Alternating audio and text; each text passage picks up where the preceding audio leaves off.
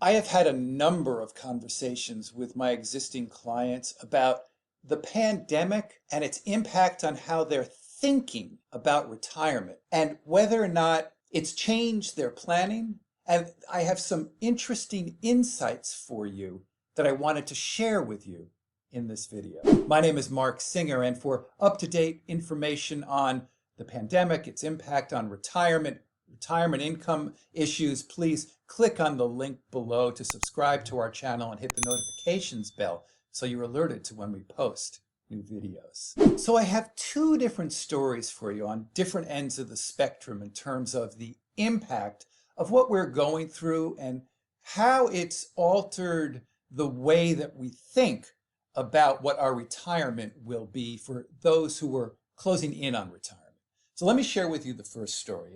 It's a couple. They both have very good jobs in Fortune 500 companies. He is now working, well, they're both working from home virtually. And he was thinking about, he was going to retire in probably 2 to 3 years. He has a house in Colorado. He lives here in Massachusetts. You know, they had all the numbers give him the freedom, really, that if he wanted to retire based on the assumptions that we had put into the planning, that he could in 2 to 3 years. But what's happened is that he's realized now that he's working from home that he actually enjoys it more. He feels he's much more productive. He actually feels like he's more creative. And he's really enjoying the whole process and also not having to commute the 50 minutes to and from. So the way that he's thinking about it is that because he doesn't have a forced retirement age where he is, he's going to postpone his retirement probably an extra 2 to 3 years if he can, and health, allows him to, because he really finds that if this is the environment he's going to work in, and he continues to do this, and he probably will in this mode, and he'll spend more time working from home in the future when things get back to normal, that he really enjoys it and finds that it really fulfills him, the work, the creativity, and all of that. He's going to postpone his retirement as a result of what we're going through and what will hopefully become, new realities. The second story is very different. They're also a couple, and he has just recently retired. She, though, was probably about 3 or 4 years away from retirement. But her daughter lives about 3 hours away, and they have a new grandbaby. And what she's feeling is that she wants to be closer, particularly now, with all that's going on, to her daughter and her grandbaby. And how it's impacted her is that she's bringing in retirement sooner. And what we're having to do is we're now taking a look at the numbers. She was going to retire in a few years. Now she's going to retire now. What does that mean?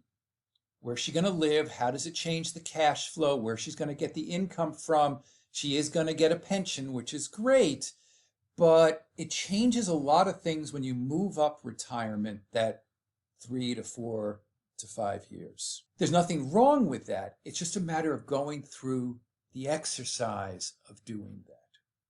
And that all begs the conversation of planning, because if she were to retire and if the planning said it didn't make sense, she could be making an irrevocable, very costly mistake as a result of doing this before she found out what some of the options might be, some of the what-if scenarios that she could pursue in order to retire now and take care of her child and grandbaby.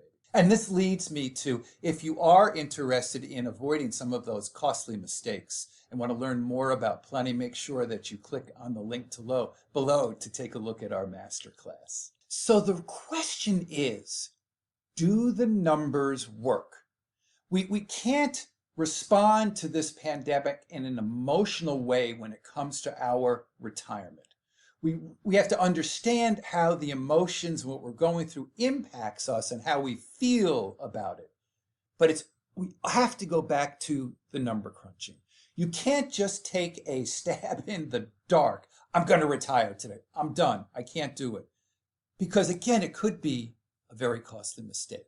So the thing you have to take a look at, depending upon what age you're at, you got to take a look at your cash flow assumptions, your investment portfolio, and the assumptions that you have relative to how much you expect to earn and withdraw. Where are you going to live? What are you going to do?